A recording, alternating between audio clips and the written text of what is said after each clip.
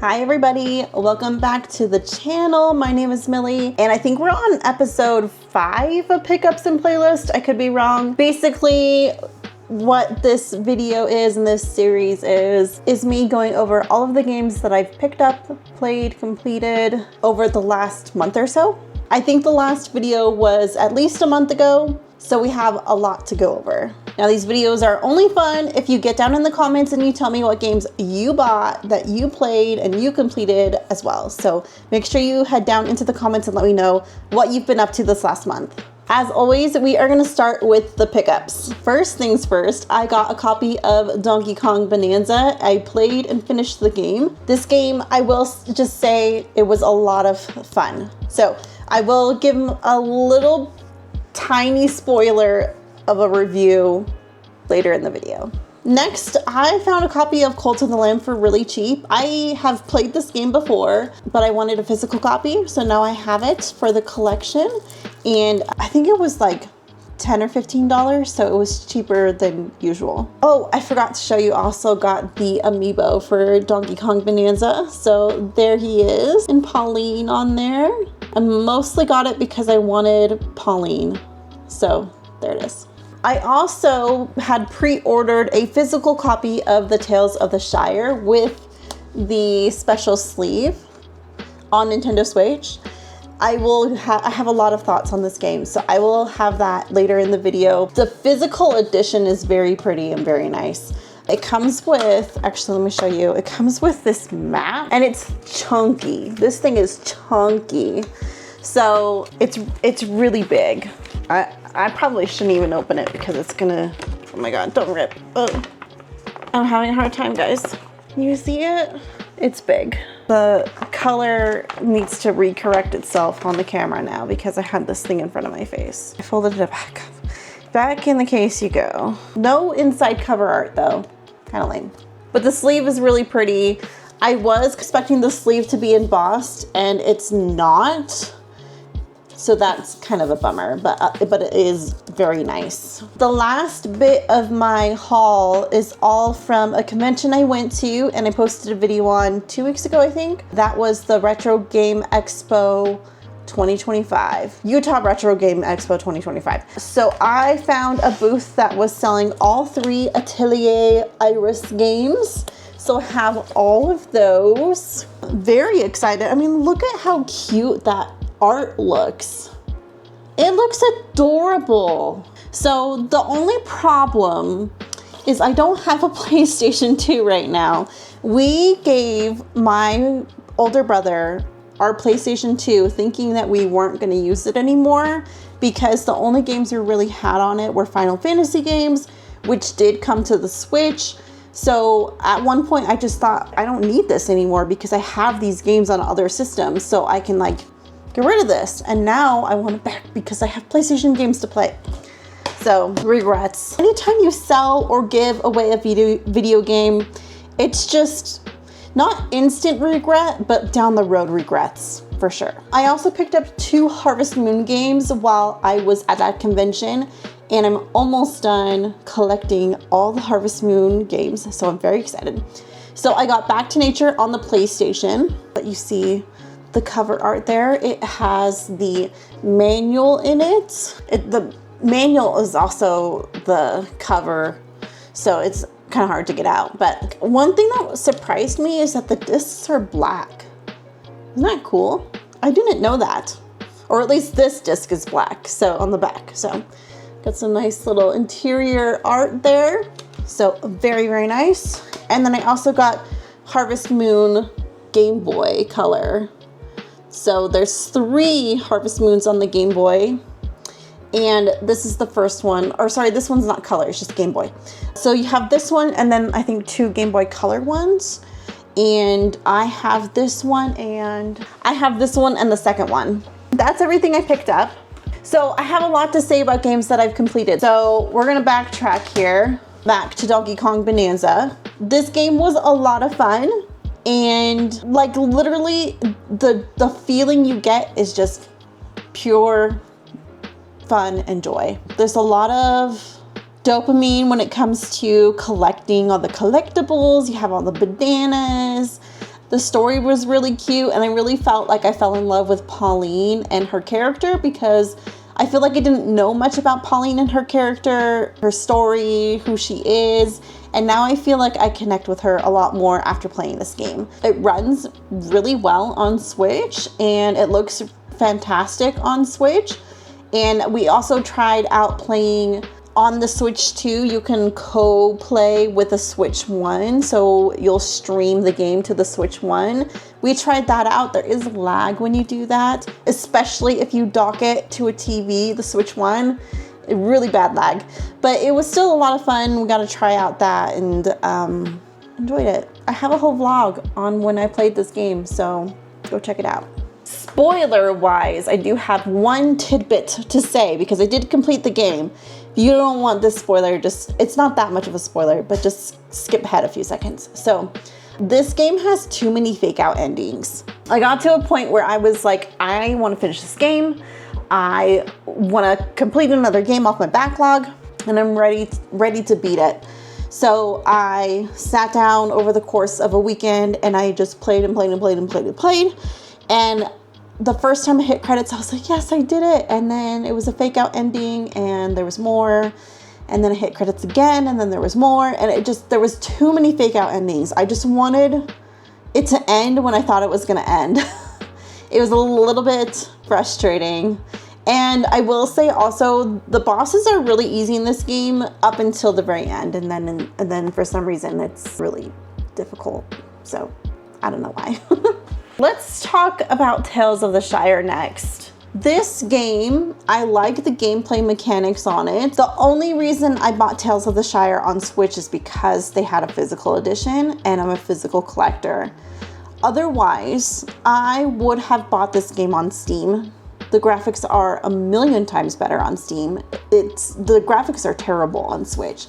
There's no shading, no textures. It looks really bad. And they don't have a Switch 2 edition, which means that I'm playing it on my Switch 2 with Switch 1 graphics, and it's really terrible. There are moments when I'm playing the game when I go, the graphics aren't that bad, and they're not like that bad, but they're nowhere close to what they are on other platforms. And that's very disappointing. At the very least, they should have had a Switch 2 edition that leveled it up to the same as Steam Deck. Aside from the graphics sucking, I don't mind the style of the graphics. It's just the execution, the quality on Switch. But the game itself is good. I like the gameplay mechanics that are there, and I found the game fun and enjoyable. It was just the graphics. The graphics are so bad. So if you play this game, I recommend playing it anywhere else but Switch. And they've been really terrible at updating any of the consoles, really. They've only done updates for PC, and there are bugs. There's a bug where I can't plant spinach at all on the Switch. Can't plant spinach. I can't make any recipes with spinach in it. So if you're playing on PC, you get all the love. That's just it. Also, I do feel like they need more variety of furniture in the game, because I feel like, is every room going to be a dining room or a bedroom? Like, I need more variety of items I can decorate with, because there's a lot of rooms in your Hobbit hole, and I need, I don't know, something, anything different. Anything. I am still slowly making my way through Guardians of Azuma, Rune Factory, Guardians of Azuma. I put it down to play Donkey Kong, and then Tales of the Shire, and then some other games that I'm gonna get to up in a second here. So I haven't been playing it that much, but I do want to finish it, and Story of Seasons comes out this Wednesday. So by the time this video comes out, Story of Seasons will have released, and I will be playing it. There's gonna be a vlog on it, a whole vlog. So I need to finish Rune Factory. I wanna say I'm like 2/3 of the way done. I feel like I'm getting close to the end. Maybe not, I don't know, we'll see. Next, I of course have been playing the Infinity Nikki updates.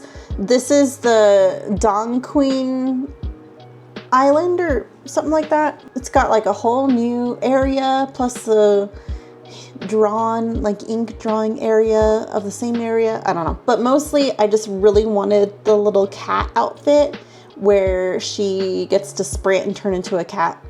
So I pulled for that and I got the whole outfit. But I haven't really been playing it much outside of that. I try to like start my day playing some Infinity Nikki just to kind of like wake up and get kind of going for the day. And so there's like 7 days left in the event and I still have so much to do. I don't know if I'm going to finish everything. I do want to touch on Disney Dreamlight Valley. I have not been playing it because the last 2 Star Paths have been really bleh. And the only thing keeping me in this game is coming back and playing the Star Pass. So I didn't find any items that I wanted in the last 2 Star Pass, so I haven't really been playing. So they had the Peter Pan update. Don't care. I don't care. Peter Pan's not my guy. So I have not gotten Peter Pan yet. And then they have this update was, what was it called? The Emotions. What was it called? Inside Out, with like joy and sadness and all that. I don't care. No, go away. Like, give me Winnie the Pooh. Give me Winnie the Pooh and I will come back to the game.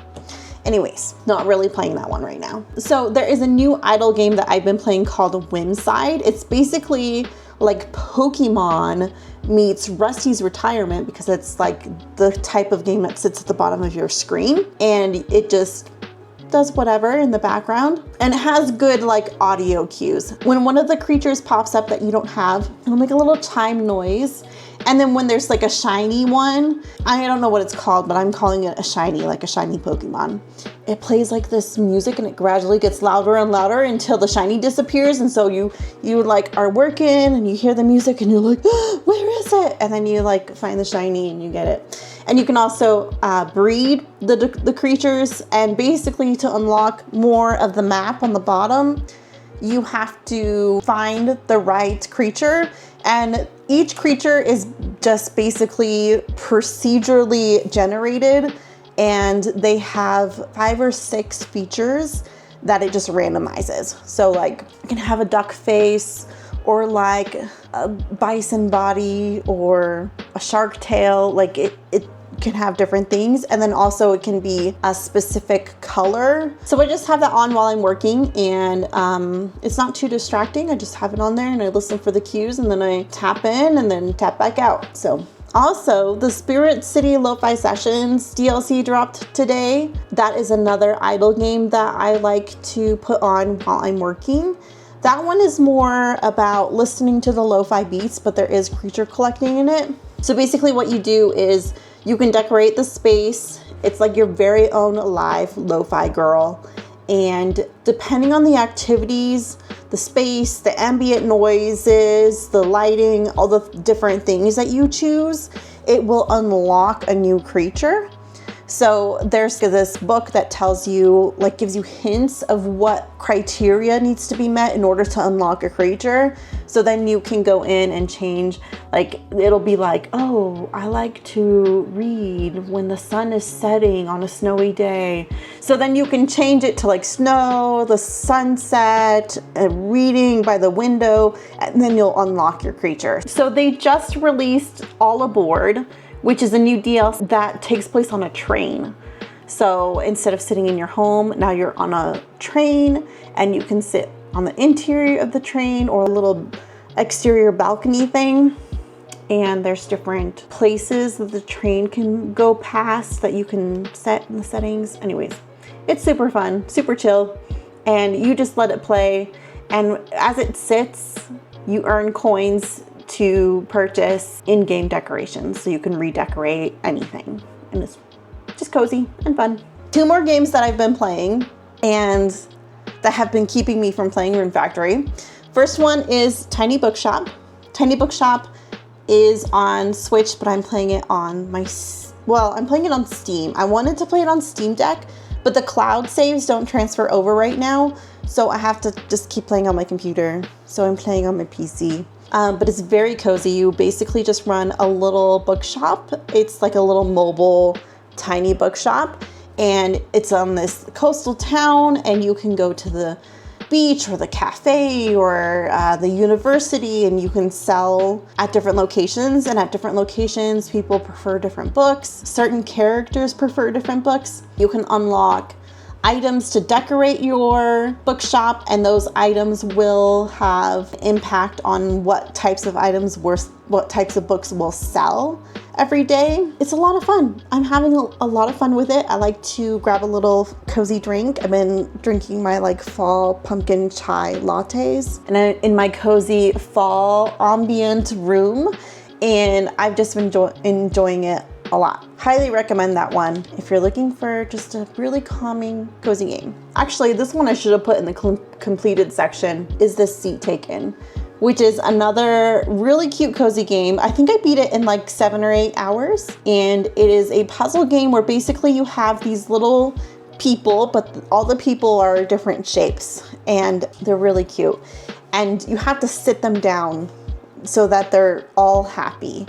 And for example, the bus will come and you have to put everybody in the bus, but like some people are stinky and they don't want to be sat next to the stinky people, or some people want to be by the window. Other people are like, well, I want to be by so-and-so, so I have to sit there. And it's really fun.